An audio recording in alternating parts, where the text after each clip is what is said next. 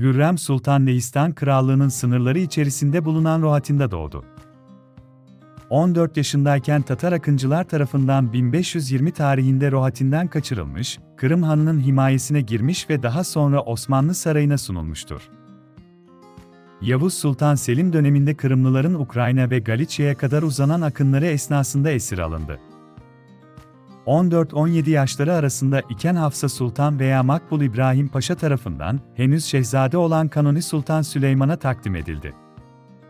Kendisine güler yüzlü olmasından dolayı Hürrem veya Hürremşah adı verildi ve sarayda iyi bir terbiye gördü.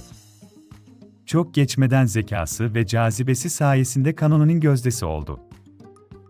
1521'de Şehzade Mehmed'i dünyaya getirdikten sonra Haseki unvanını aldı.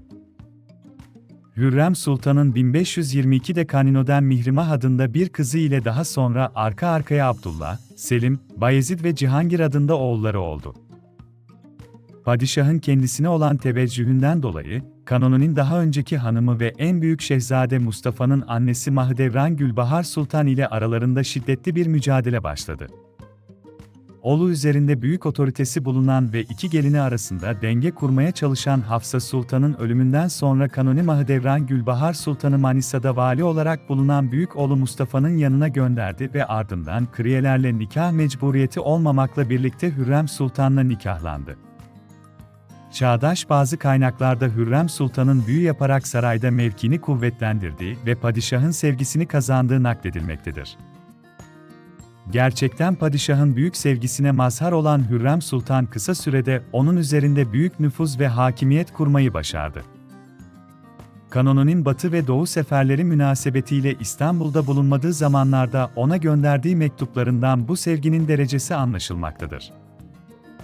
Sarayda tam bir otorite kuran Hürrem Sultan, daha sonra kendi oğullarından birinin kocasından sonra padişah olması için mücadele etmeyi hayatının yegane gayesi haline getirdi.